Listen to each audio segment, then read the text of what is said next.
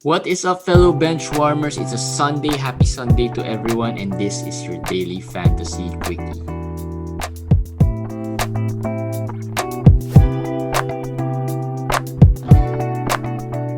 Daily Fantasy Quickie, guys. A day before Judgment Day for Week 9. And of course, kasama pa rin natin si Komish Eric. Kamusta ang Week 9 so far? Okay naman. So far, winning naman. May, pero yung mga daily fantasy, medyo swerte. Pero yung regular fantasy natin, mukhang okay naman. Oo, 1-8 mo nga ako kaya okay. Kaso, sayang yung league natin sa FBW talagang decimated by injuries. Well, close naman tayo Oo nga sayang nga Ang dami ko ring out Andun yung mga Drummond ko kaya hindi rin nakabawi. Pero well, ganoon talaga. It's part of life. May isang liga ko nag-add na ng IL Plus. Nag-decide yung group na sige, add na lang. Well, hindi majority kasi ako I didn't really want to. But but nag-add pa rin sila since majority wanted to. And kahit na hindi ko gusto, na gamit ko naman today. Kasi na-add ko si Daylon Wright si Graham pala, Devontae Graham sa IL Plus. So, okay na rin, nakinabang na rin ako. Pero ang sabi ni Yahoo, hindi raw talaga pwedeng palitan kasi you have to remove an IL position. So, wala raw talaga. So, yun, that's the IL Plus. Pero pag-usapan naman natin what happened throughout the day. Injuries muna ito. Siguro the news that started the day, Demarcus Cousins is probably either waived or traded by Houston. Yes, probably waived or traded, and the implications there would probably saan siya mapupunta. Kung traded, baka may certain teams lang pwedeng makuha siya through trade. Pero kung waived, syempre, a lot of teams, halos lahat, pwede na siyang makuha. And ako itong theory ko pero in fairness to Houston, they guaranteed his contract, which was a nice move kumbaga from the ownership to guarantee his contract before deciding to waive or even trade Cousins. Pero maglalaro pa siya right? Maglalaro pa siya tomorrow daw. Hindi ko alam how much longer pa siya maglalaro, but it's a friendly parting naman. So kasi wala sila ibang center. They don't have any other player bigger than 6'6" ata outside of Cousins. And they're not tanking as far as I know, not yet. So I think they just want to go young, go small, whatever. I think possible kasi hanggang March 3 na lang yung games nila before All-Star. So ilang games na lang yun. Kung bibilangin mo siguro at most 4 or 5 games. Feeling ko, they might let Cousins finish those and then, either way or play. So parang iniintay yata nila si Christian Wood, which is sabi medyo malapit na raw to return. But kasi may All-Star break So if they wait until March 3, tapos yung All-Star break will be 10 days or something. So matagal yun, di ba? Yeah. So magkakaroon sila ng enough time, halos 3 weeks time before, and then Wood can come back already. Yeah, plus they can use that time to find the right either trade partner or decide kung if they're gonna waive. Yes. Pero weird lang kasi they decided to, wala na sila center, and they decided to let go of Cousins, who wasn't really bad, but he wasn't really good. As good. Ang weird doon is the announcement in my opinion. I didn't know why they had to announce it. Di ba? So, I have a feeling, may isang part of my brain telling me that baka naman after tomorrow, yung wave na talaga siya. Kaya nila in-announce ngayon. Sa palagay ko lang. Kasi bakit mo i-announce ngayon kung hihintayin mo pa naman ng All-Star deadline, di ba? Tsaka, yun yung weird. Ang weird din, bakit pa siya papalaruin tomorrow? If i-wave rin siya tomorrow, so we really don't know Very many, mahirap mag-speculate. Pero, is there any front-runner to this Demarcus Cousins sweepstakes, kumbaga? Ang sabi is the Nets are out, di ba? And hindi daw gusto ni Cousins doon. Mukhang mukhang Lakers daw or Celtics. Those are the two very very very rumored places. Lakers obvious reasons, diba? They're down Anthony Davis, and then ang conspiracy theory ko is tinawag na siya ng Lakers. Parang PBA ba? Ang sabi siguro total, binigyan naman namin ikaw ng championship ring without doing anything. Might as well pay us back with this kasi we need you. Oo. 'Di ba? Kasi or hindi. Tama. Naisip ko na kung bakit nila in-announce ngayon. Maybe to allow teams to make their best offer for him early on, and then they have a long time to decide. Oo. Para hindi matulad nung Harden situation na parang bigla lang silang minadali. Pero this one naman, I think they did Houston did kahit papaano did well in terms of they paid him his guaranteed contract, diba? They guaranteed his contract para at least hindi na darating yung point that Cousins will publicly ask out and it might turn ugly katulad nung kay Harden. Ganito lang yan parang fantasy lang rin yan. If meron kang player na feeling mo pwede mo nang i-drop, sabihin mo sa league, eto, player ko to, magaling to, ganyan yan. Balak kong i-trade because we're gonna give some other reasons. I want to play small, I want to punt this, pero talaga, totoo lang, i-drop mo na yun. Tapos hintayin ko, kung may pa-message sa'yo na parang, uy, gusto ko yung player na yan. O, sinong offer mo? Then you will get offers, diba? Actually, so, perfect yung Pero, do you think Cousins would be fantasy relevant moving forward? Relevant? Hindi. I mean, rosterable. Yeah. Pero kung sabihin na parang relevant in the sense na tataas yung value niya. So, sa akin ang feeling ko hindi. Kasi kung sa Lakers mapunta, Davis will eventually come back, diba? Okay, pero in the short term, he will have good value there.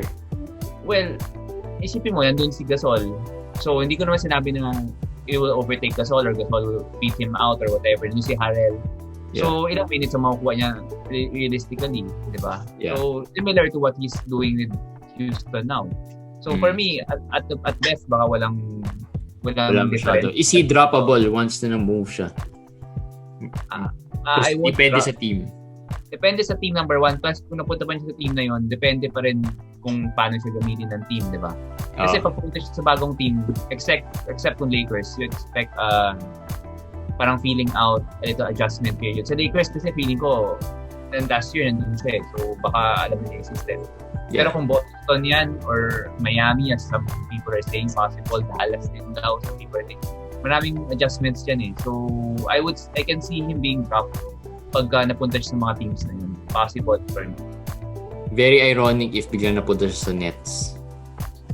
I don't think so. I don't think I want sa Nets. That'll be shocked kung sa Nets siya napunta. Pag napunta siya sa Nets, that would be very interesting. Alright, Steph Curry, late scratch today. Yes. Maraming na dito na frustrate sa DFS. They had to scramble for siguro another switch dun sa lineups nila. Yun ang sabi, felt not okay while in the shoot around, already warming up. Tapos nagpa-consult sa doctor ng Hornets. Tapos renule out daw siya. So makes me kind of think parang fishy di ba? Bakit sa Hornets? Well, sabagay, yun na naman doctor doon. Pero tingin ko they're just being very, very safe. Siguro. Yeah. Diba? Yeah. And Hornets lang kasi yung kalaban So I think then they should have won that game. So yeah, yun rin. They should have won. They could have won that game. Hindi lang dahil kay Rozier. Mamaya pag-usapan natin. Schroeder and Drew Holiday, COVID. Si Schroeder had contact with the COVID, so at least that's good news for Schroeder owners. Most likely he won't be out too long. Mga 1 week siguro. He needs 3 negative tests now, which would have to be 1 week apart. Kaya no choice. Kahit na so far daw he's been getting negative. Di 2 weeks yun?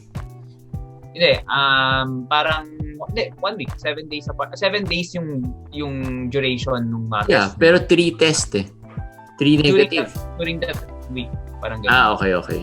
During that week. So parang nagsimula na na negative naman daw siya. Yung first test is negative.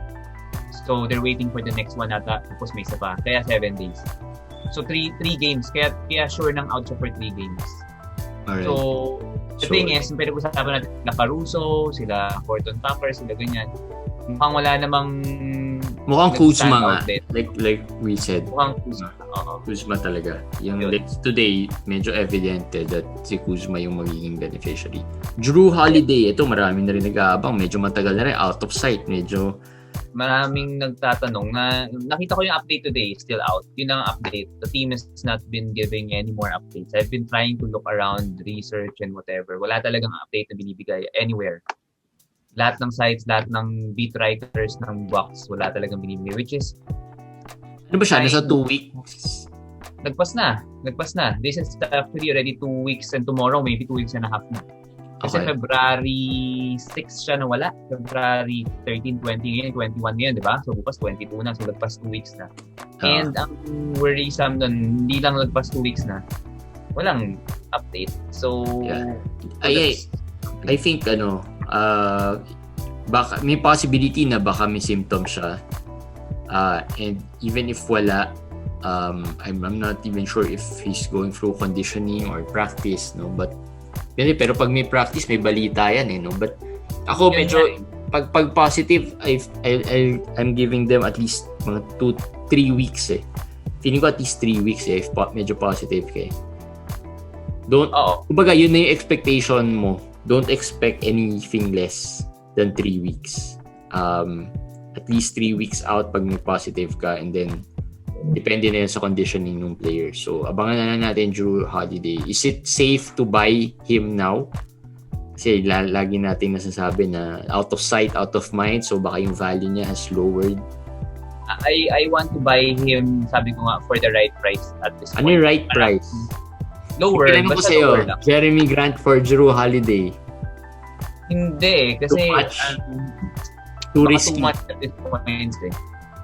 It's a gamble. Yun na lang yung akin. I still feel kung ako mag-gamble, I can gamble with that because I don't really think it's something bad. Rozier. Rozier pwede. Rozier, I could Yan, I'll throw out some names. Tingnan natin kung ano. Ito, we're just putting out scenarios para lang kayo mag-decide kung ano yung tingin yung mangyayari. Sa ako, personally, I think it's nothing. I think medyo secretive lang siguro yung team. But baka by next week maglaro na yan. That's my take. Pero hindi ko lang syempre masabi. Hindi talaga alam natin. Hindi na talaga natin alam kung bakit. Pero if you're gonna trade for him, I think you better be sure na yun nga, medyo sulit. Medyo sulit na take this chance to say na medyo risky pa kasi walang balita and all, tapos COVID positive, so hindi natin alam if babalik yung dating laro. Alam mo yun, yung top 12, top 15 na laro niya. Yun lang, kaya lang I'm asking if he's someone that you should trade for. Kasi out of sight, out of mind, and yung rankings niya have fallen to top 29 na lang, 30. So if yung mga managers are particular with that and wala na siyang IL slot, meron siyang other players in their IL, that might be an opportunity. Hindi namin sinasabing trade for him now. Depende pa rin sa situation and depende sa ibibigay niya. So just I'm throwing out names of players that might be an option, pero that doesn't mean na it's really a good trade or depende na yun sa'yo how you Yeah. Correct. Throwing out names lang just to see ano yung value that might be dun sa sinasabi ni Commish na buy low a little bit, wag masyadong overcompensate or give too much, diba? So sabi niya, Jeremy Grant might be too much, you're giving out too much. Terry Rozier parang pwede na, so at least it's within that range na yung pwede na. Rozier, Wiggins, Lowry, I will do that. Lowry, I will do that. Yan. Lowry plus 1, mga ganyan. Or pwede rin naman na plus 1. Pwede mo sabihin na parang si Jiro, injured yan, no? Wala pa. Injured din si Lowry kaya. Yun lang. Kung hindi injured, pwede yan. Yan papaisip tayo. Alright, big risers tayo. Terry Rozier. Unahin na natin doon kasi ito, sinabi ko doon sa isang group chat natin, parang he's one player na we still don't trust na kaya niyang i-sustain, pero he has proven us wrong so far. Yes. Ako lang kasi I keep on seeing him in trades na napakahirap i-evaluate dahil sa kanya. Tama ba? Yeah. Diba? Pagka yung mga teams na parang Anthony Davis for, let's say, Jarrett Allen and Terry Rozier. Parang ang hirap kasi, let's say, alam natin si Jarrett Allen, alam natin na trending up, feeling natin top 40, feeling natin ganito, ganyan. Pero Terry Rozier, parang, Terry Rozier, wala yan. Sell high lang yan. Ganun eh. Ganun parang yung ano niya, current ranking niya na top 30. Parang too good to be true. Ikaw, tingin mo too good to be true? Well, oo, pero I don't think he'll drop further than 60. Top Okay, 60 60 ka. easy. Considering na safe yun, safe for me. I think if mag-fall off man siya dun sa level na yun. Considering that he was picked 120. Nabasa ko ADP niya 120 plus yata eh. I said nga na 50 eh. Ikaw 60, which is near. Feeling ko doon, pwede siyang mag-end up doon kung worst case scenario niya siguro. Yeah. Best case scenario niya baka mga top 40. Yes. Pero last year, to. I don't think 30 pero 40 pwede. ADP niya is 120, 120s, di ba? ADP Ang ranking nabasa ko. niya last year, 124, 125, mga ganun. ang ranking niya last year, 120s din. Yun. So ang difference actually scoring only 3 more points this year, but he's shooting 7% higher.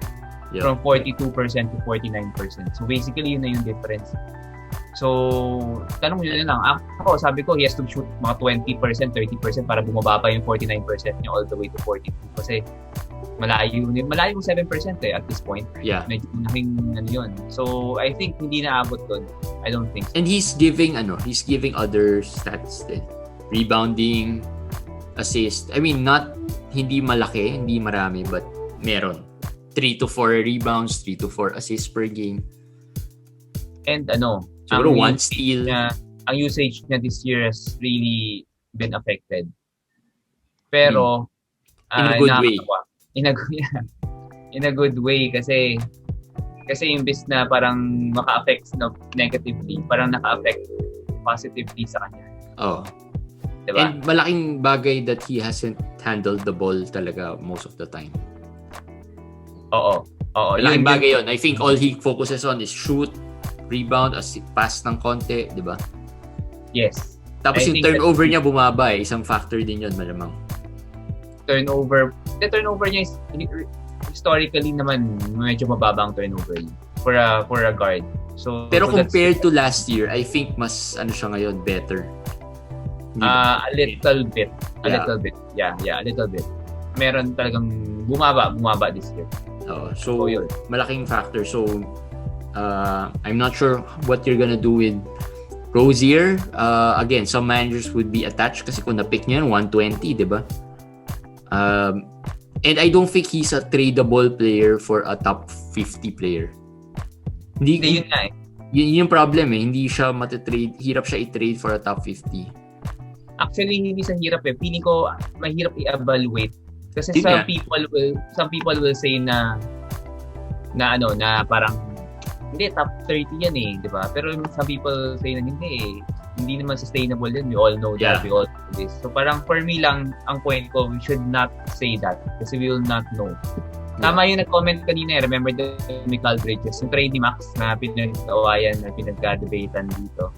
About Terry Rozier yun, di ba? People were saying, kasi trade yan. Looking na, I mean, right now, di ba? Sino bang di-drop ngayon? Si Michael Bridges, hindi si Terry Rozier. Oo, di ba? So, that's how it is. Ganun talaga. But again, medyo solid na yan. So if you picked him up 120 plus, I think if you hold on to him, it's still a good move. If you trade him, most likely, wag lang trade too low. It's still a good move. Kumbaga, marami kang options to do with him. If you keep him and then he maintains top 50, top 60, or even top 70 value, panalo ka pa rin eh. You don't really need that much, diba? So Terry Rozier, big riser. Zach Lavine, another player na very underrated. Pero hirap rin, another player na medyo mahirap rin to find a trade value for. Totoo. Ito parang second round level eh. Etong naisip ko lang dahil kay Lavine. Meron ako naisip na isang segment gawin with Jeremy. Parang, what rank do you think he is? Parang ganun. Ano ba siya ngayon? Ikaw, tatanong nga kita eh. Ano ba tingin mo? 18? Uy, not bad medyo malapit-lapit. Alam ko, second round value si Zach Lavine eh. Nasa 18 to, medyo pasok. Nasa 20th siya ngayon. Pero after today, baka tumaas pa. So baka medyo malapit ka na. Pero if you ask other people that hindi ko expect na they would say that high, I think others would go lower. Lower pa. Pero kasi yung early start niya very hot talaga eh. Very hot. Medyo lately lang, medyo nag-taper ng konti, but it's still at the really good level. Medyo maganda pa rin yung level ng nilalaro niya. So, it's another player na mahirap i-trade because of the value. Kasi, would you trade a second round player for Zach Lavine? Second round player for Zach Lavine? Yeah. Anong type of... I will. Pero ang problem rin, Zach Lavine owners are looking at maybe a first rounder or late first rounder. Diba? Yun ang hindi. Yung mga Paul George, willing ka? Ako, at this point, yan. Kasi, di ba, alam natin ito, Bradley Beal. Nga yung pinag-usapan ko sa natin. I mean, both are similar. Pero I'll choose Beal pa rin naman. Pero they're basically similar. But Beal is scoring more. But tignan mo yung stats nila. Compare nyo, exactly the same. Hanggang sa steals, hanggang sa turnovers, almost exactly the same. Ang lamang ni Beal was the 4 points. 32 points si Beal, 28 the Beal. And their situation with their team is also the same. So, ito, ako, I will go Lavine only because baka matrade si Beal. So, ito na naman sa ganon. I'm just Booker ba over Lavine or Lavine over Booker? Lavine over Booker. Lavine over Booker. Yeah, that's ito, would you trade Lavine for Chris Paul? Or too low? Hindi, I'll go with Lavine pa rin. Okay. I will go with Lavine. Ano ba big man na pwede? Inisip ko sinong big man na pwede. Baka Miles Turner, feeling ko. Yan ang medyo feeling kong ano ngayon. Because people are still valuing Miles Turner. Yung mga owners ni Miles Turner valuing him high because first round value. They say because of ano. Pero if you're a Lavine owner, hindi ka papayag doon eh. Sabonis, yun. It's a fair trade.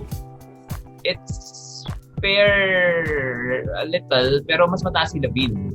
Okay. Ranks say that and stats say that also. So, okay. Mataas si Lavine. Kaya ko lang sinabi si Miles Turner kasi stats based na yun. I mean... Yeah. May blocks, if you're looking for blocks and then ayaw mo na yung binibigay ni Lavine, you could do that trade.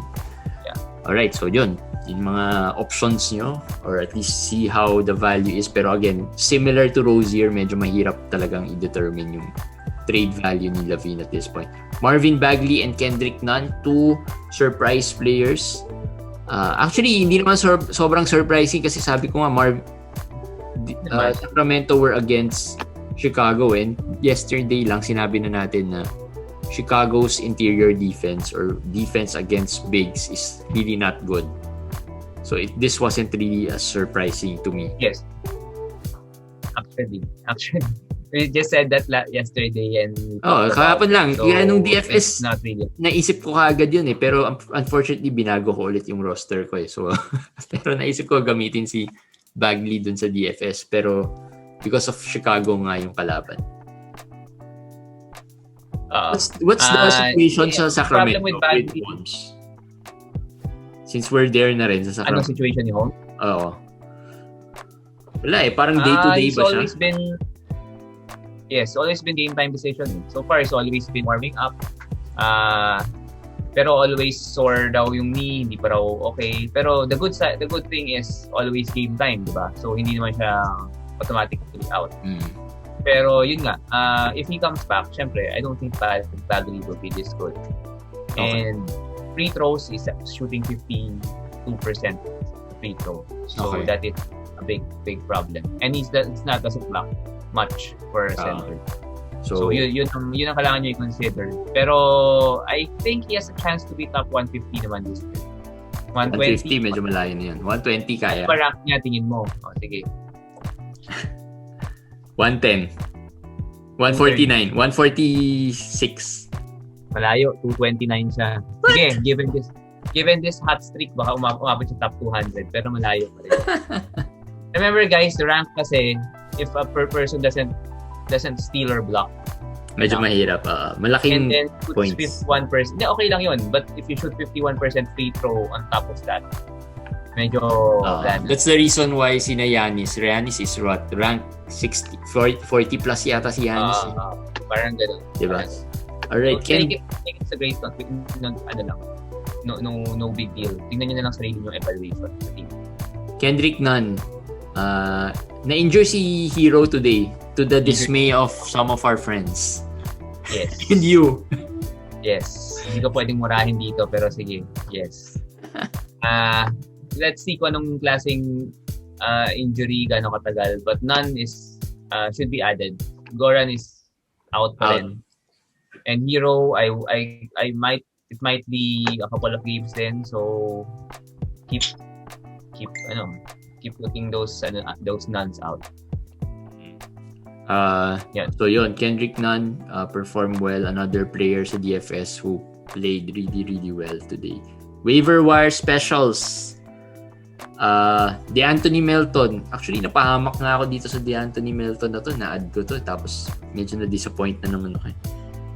Yan yung laging di ba? Yung parang like I think, malapit ko na to ilagay sa do not add these players ko. Ito yung laging nanloloko Yung papanoorin, parang trailer na papanoorin ka lang sandali. Tapos bawal, hindi na i-release for 1 year yung series. So, parang ganun lagi siyang ganun Pero yesterday ba yung game nila? They had 4 steals, di ba? And 1 block. Kaya mapapaisip ka Pero I think natuto na ako. If he had a good game the previous game, medyo I have to lower my expectations para dun sa susunod na game. Kasi parang ganun na yung nangyayari. Fairness naman, the game today was basically over right from the beginning. So medyo whole game garbage time to, which also affected a lot of managers to pick this game. So yun. Pero Melton, I can't resist the upside. So wala, ayoko na. But si Eric will pick Melton. Ako I'll look for another player na 16 team lang. Hindi 14 pwede? Hindi, sabi ko no 14 sabi ko monitor niyo lang. Okay, monitor. Derek Jones 14 team pwede. Yes, ito ang ad. Ito talaga. Speaking of Derek Jones, Robert Covington another 4 blocks today. He's totaling 4 blocks per game in the past 3 games. Oo, grabe. Grabe si Robert. For a center na who doesn't look like a center. And he's been playing well. Pati shooting niya medyo nag-improve na So that's good. Pero Derek Jones, defensive stats din. If you're looking for defensive stats, Derek Jones is your guy. Garrett Temple started for Chicago. Actually, he has already played a string of good games. So, medyo maganda na rin pinapakita ni Garrett Temple. And ganun rin si Temple every year. Meron din niyang stretch of really good games Even sa bubble last year, diba? Sa bubble last year, he's been a good low value player sa DFS. Problem kay Temple, boring na. Yun, pero siya, solid naman. Pero kung hindi ka nagpa-fantasy, hindi mo nga alam na saan siya naglalaro. At this point, yes. Pero yun nga, tama ka, solid. Na in a sense na, like Royce O'Neal siguro, parang hindi naman siya magkaka-turnover na 5 turnovers or 0 of 10. Hindi siya magaganon Tapos hindi siya magkakalat sa free throw. So, safe. Very safe. Siguro better scorer than Royce O'Neal. Pero the rest, halos same siguro. So, kasi mas may scoring si Temple di ba? At saka mas matanda. So, I think, pero rin to, maybe a short-term stream. Or go with the flow type of player. Kasi usually, Garrett Temple fizzles out pag tumagal or hindi nagagamitin yan eventually. Yeah. Alright, correct. So yun, those are the waiver wire specials. Worry players natin, just a few. Actually, napag-usapan na natin about Holmes. He's probably considered day-to-day or game time decision naman siya lagi. So we'll just wait and see. Ang good news is he's IL eligible already. So pwede nyo na ilagay yan sa IL nyo. Kyle Anderson. Ito pabalik-balik rin dito But so Memphis has been... Wala naman siyang ginawang masama. At least. Ay, Pero ano lang, I think he's getting back to earth. ang thing is, si bumalik na, si Justice Winslow. So kahit na hindi ko naman siya recommend sa ads Winslow, kahit paano, syempre may effect yung kay Kyle Anderson, di ba? Yeah. So, monitor natin yun. Tapos, the last game, nag-start siya as the small forward na, hindi na power forward kasi Brandon Clark started. I don't know why they did that, but they did that. So if that is gonna continue, baka magkaroon ng effect yung change in position plus Winslow being there. Baka bumaba pa yung minutes ni Kyle Anderson. So, something to monitor din. Although wala namang ginawang not sama si Kyle Anderson. Just pero something to monitor kung ano yung nangyayari. Kasi very deep si Memphis, guys.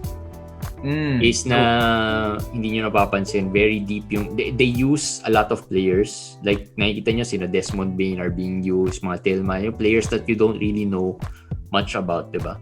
They are using them. Sina Grayson Allen even starts, diba? Na parang hindi mo maisip that those players would start, diba? But kaya they can afford to rest players like today. Although tambak sila, but they can afford to do that kasi medyo malalim sila. And now they have Winslow back, which is another solid player. So bantayan nyo rin si Winslow kasi if he gets it going, he can give you really good value. Hindi lang kasi natin alam how Winslow would be kasi galing sa injury na matagal So, pero before the injury, he was doing well sa fantasy. Yes, correct. And lastly, Boston and Lakers big. Ano to? Intriguing to. Anong worry mo dito, Kong? Yan yung kay Cousins. Yan yung Cousins situation. We looked at Cousins kanina. We looked at the other side naman ngayon. Kung napunta siya doon. Let's say Boston siya mapunta. Paano na yun? Diba? 3 na nga yung center nila. And then lalo na if ano po to, no? Waiver pick up lang to no? Oo. Mga yan. Mga Boston picks. Yung sa Lakers naman, well, yung sa Lakers, I could understand. He can still be a player used there. Yeah, but I don't know if you can play him with Harrell. Pero right now, the Lakers... I think what you can do is, maybe hula ko lang, timeshare with Gasol's role. I don't think they want Gasol to play as much minutes. Kasi matanda na yung Gasol Oo. So I don't think hindi sila mag-share na lang sila ng time rather than instead of, Gasol taking a bulk of Anthony Davis minutes. And then si Harrell would stay the same on the role. Yun yung nakikita ko. And I think, of course, I believe dun sa theory ko na the Lakers have this, ang tawag dun, yung parang head start or lamang ng konti. If na-wave si Cousins. Hindi lamang ng konti, lamang talaga. Lamang sila by 1 championship ring. Yeah. Pero na nakuha ni Cousins without playing any regular season or wala siyang nalaro, di ba? Na regular season game. Wala. Oo. Pero yun nga, feeling ko si Cousins kung hindi siya mag-Lakers, I'll be very shocked. Ako rin. I'll be very shocked then if hindi siya nag-Lakers. Kasi nga, that championship ring cost a lot. And now it's time to pay back that championship ring, di ba? Parang masama pakinggan pero it's like utang na loob na rin. And I wasn't even shocked na he will part ways with Houston after Anthony Davis got down. So tingnan natin, maybe we're wrong. Maybe he'll go to another team, but I definitely wouldn't be surprised if he goes to the Lakers. Alright, so yun, that's it guys. Comment kayo, where do you think Demarcus Cousins would go? And I'm sure marami magko-comment dyan, Lakers. Alright guys, that's it for our Sunday edition of the Daily Fantasy Quickie. We've got new members in the group. We're closing in on 500 members sa locker room. So, tingnan natin anong pwede natin gawin to celebrate a little bit of that 500 members. Tingnan natin. For the members, tingnan natin. Baka another DFS next month. Eksakto, diba? So yun, we'll see you again tomorrow for Judgment Day. Week 9 Judgment Day of your leagues, the head-to-head leagues. Alright, to see you. Bye, guys. Bye.